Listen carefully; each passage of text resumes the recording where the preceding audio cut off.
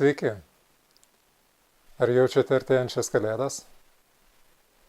Būtų gerai šitą šventę jausti taip kaip vaikystėje. Džiaugiesi trumpomis dienomis, kurios greitai praeina. Džiaugiesi ilgais ir tamsiais vakarais, kai aplinkui žaisliukai, žiburiai, žibantis sniegas. Na, bet viskam savas laikas, visą tai buvo. O dabar yra laikas Vivače kanalui papasakoti apie antrąją rudeninės laivo virtuvės dalį, kuri prasidės būtent laivo virtuvėje. Labas rytas. Na, atėjo ruduo ir Normandija. Šiandien lyja iš pat ryto. Vakar užsidengiam tik tai priekį laivo. Ir tai dar nepabaigta viskas.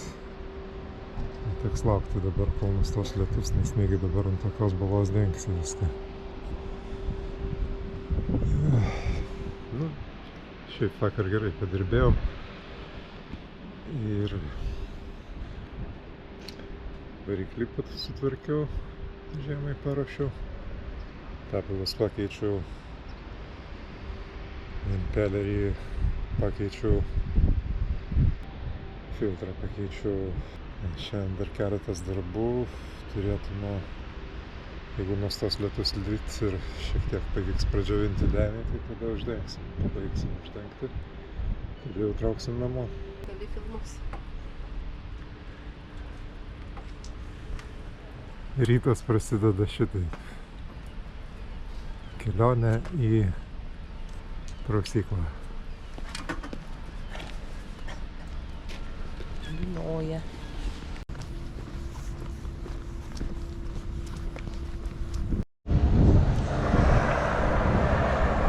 Darbų sąrašą toliau vykdom.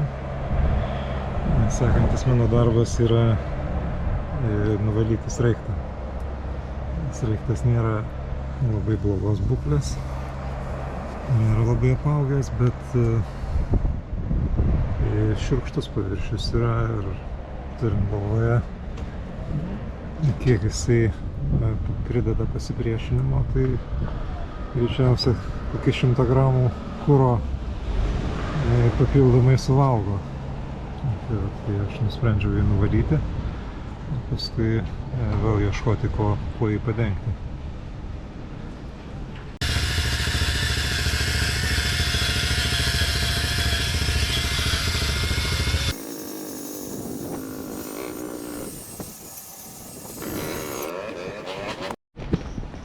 Nu, sraigtas beveik kaip naujas. Visas varinis pasidarė, bronzinis, blizgantis. Ir tai pastovės jisai iki kitų sezonų ir tada prieš leidžiant į vandenį kažko tai reikės padengti. Užtvirtinimą padaryti. Šiaip tas siūlas visas jisai yra biškai paėjęs jau. Tas senos siūlės reikėtų persudėti. Jo. Nu, štai atsivežiau kitą burę. Taip. Gal pradės masiškai irti siūlės, tai tada... Nes pats siūlas matosi jau toks. Šeimininko laivo paveldėta sistema, kuri man nepatinka, nes jinai naudoja skystą tepalą sraigto tepimui ir tas skystas tepalas išbėga. Dar kai Chebra keitė, dar Latvijoje keitė sraigto veleną, tai senasis velenas dar gerai laikė tą skystą tepalą, o naujasis velenas, tai matyt kažkas ten biškį didesni tarpeliai gavosi ir nesilaiko. Tepalas visą laiką jo trūksta, tai nusprendžiau pabandyti pakeisti sistemą.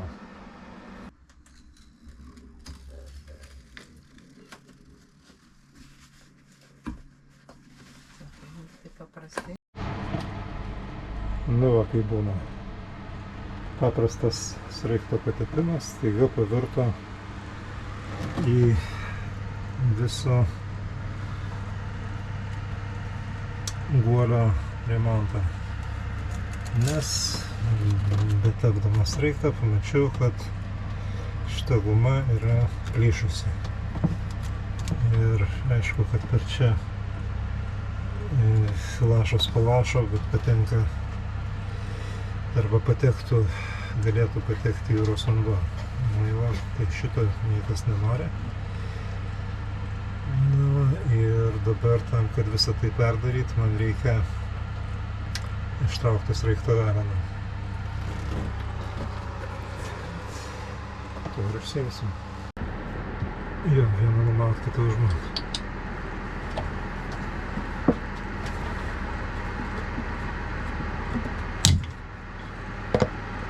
Būti aiškiai į dėklą sudėtas šešiakampių raktų komplektas, į mėlyną tokį.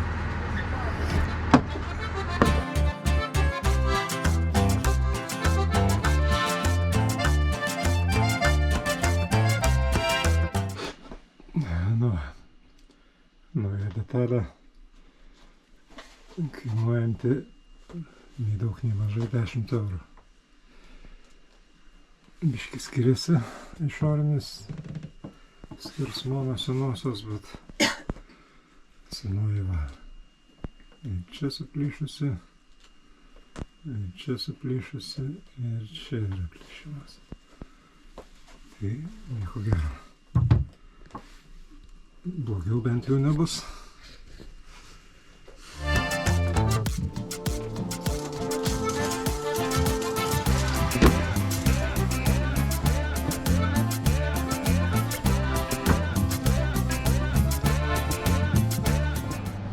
Taip atrodo naujas stuffing boxas.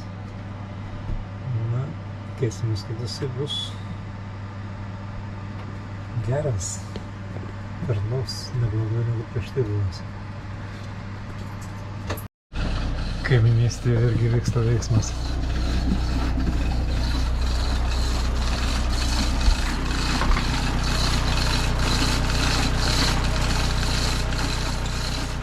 Galų gale tik grįžęs namo pradėjau galvoti, kad gal aš padariau kažkokią tai techninę nesąmonę su tuo sraigto veleno tepalu. Niekur nepasisekė rasti būtent tokio tipo veleno guolio aptarnavimo instrukcijos. Tai turėtų būti kažkoks tai švediškos konstrukcijos driplės tipo, nevarvantis guolis. Jeigu kas nors galėtumėt pasidalinti savo patirtimi apie tai, kaip tokie guoliai aptarnaujami, ar ten reikia, ar galima ten dėti tirštą tepalą, ar jo ten iš vis reikia, ar gal jis tepamas vandeniu. Pasidalinkite komentaruose. Sumažinsit mano nerimą dėl to, ar padariau ką nors kvailo ar ne. Nu labas, dar vienas rytas. Ruošiamės išvažiuoti. Visus darbus vakar planuotus padarėm. Ir šiandien toksai va rytas virš Lamanšo. Debesuotas, niūrus. Bet aušra žada visai neblogą dieną. Nu ką, traukiam? Važiuojam namo. Mudu su Ramune esame romantikai. Todėl šiaip keliauti į laivą tam, kad ten praleisti kelias dienas tepaluotomis rankomis ir skaudančiamis nugaromis, mums būtų be galo nuobodu ir nyku. Todėl ne tik važiuodami į priekį, bet ir grįždami atgal mes nusprendėme pasikultūrinti. Ir aplankėme Normandijos sostinę Roaną. Senos upės žemupys, kuris kerta Normandiją, šiaip jau yra graži vieta. O Roanas nuo seno, faktiškai nuo neatmenamų laikų, yra ta vieta, kur visą laiką yra regiono centras. Ar kultūrinis, ar religinis, ar ekonominis. Va, ir ten yra labai įdomu. Vien jau tai, kad ten galima pasižiūrėti į katedrą akimis labai žymaus dailininko, impresionistų tėvo Klodo Mane. Ėjom ir atėjom prie Ruano Dievo motinos katedros. Čia kažkada sėdėjo Mane ir piešė būtent šitą katedrą. Yra jo keli paveikslai įvairaus apšvietimo. Šitoj aikštėje. Va, tokia aikštė. Čia jisai kažkur sėdėjo.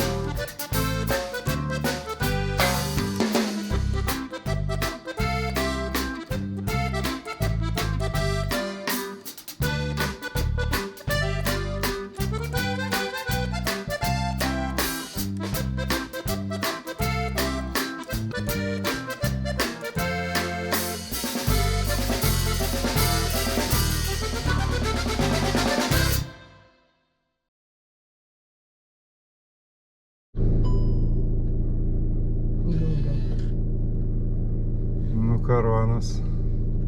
Labai įdomus, labai gražus, labai senovinis miestas.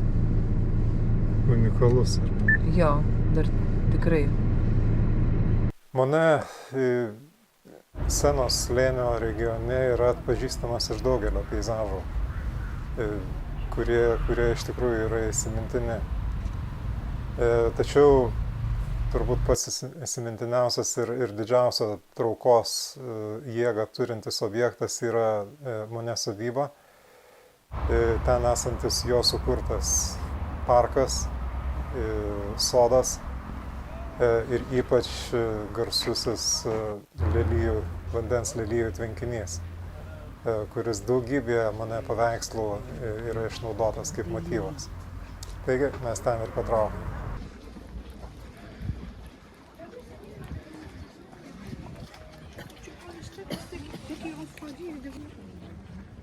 Blaškomės gražioje vietoje, kuri vadinasi Žverny.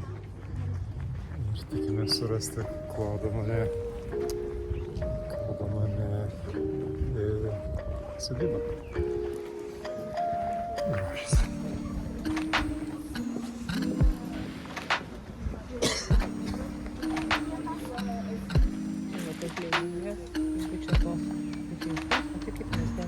Prieš 150 metų. Turbūt buvo tas pačias.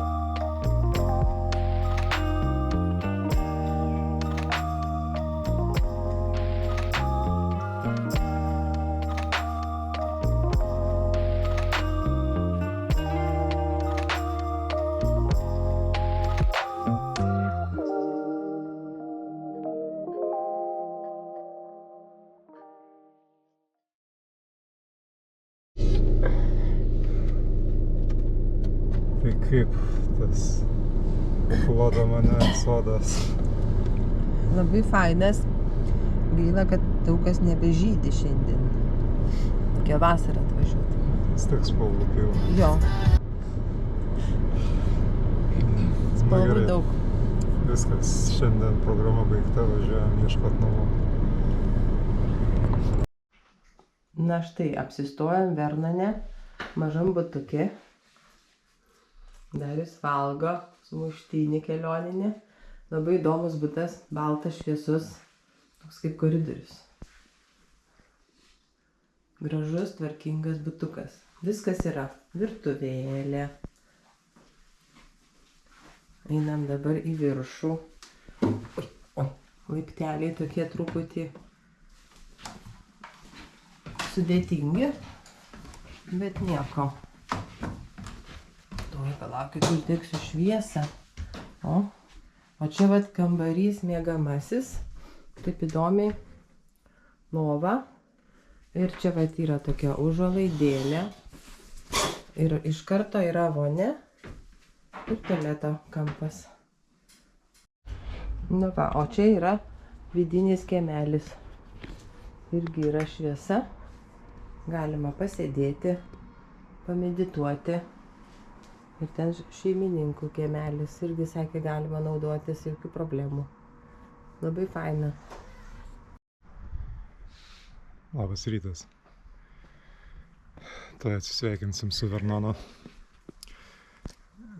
Padėkosim šeimininkams už svetingą prieglobstį. Na, oras šiandien rūkas. Sniaukia, bet visumai turėtų būti smagu važiuoti. Na ir šios dienos tikslas yra vėl Berlynas, tik tai jau pakraštys, tik tai Berlyno sustosim tik pernakvoti.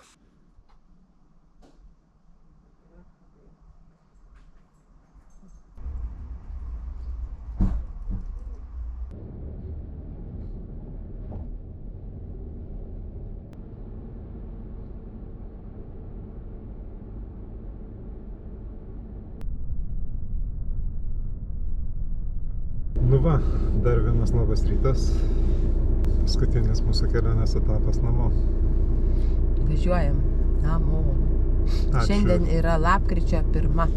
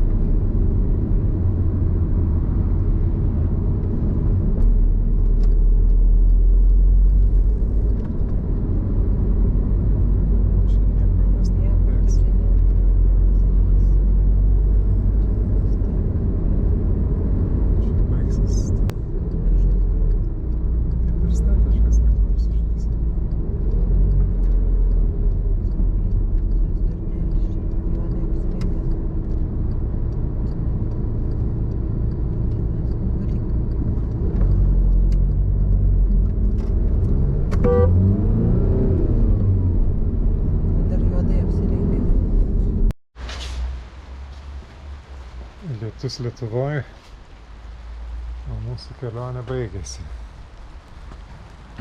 Kiemas pilnas lapų. Lapkritis. Nežinau, kiek baudų gausiu už greičio viršijimą.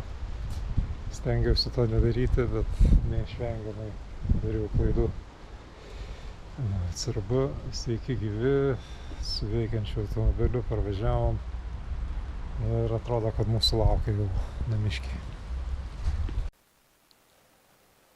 Noriu palinkėti visiems geros nuotaikos, šeimyninės šilumos, artėjančių švenčių proga. Na ir vis dar siūlau prenumeruoti mūsų kanalą, nes artėja kitas sezonas. Aišku, dar keletas mėnesių liko, tačiau sezono planavimas jau įsibėgėja ir tikiuosi greitų laikų, galbūt po naujų metų, paskelbti, kaip tas sezonas atrodys, pasidalinti savo mintimis, idėjomis. Na ir tikiuosi, kad jums tai bus įdomu. Taigi gerų švenčių ir iki susitikimo kitame video. Ate.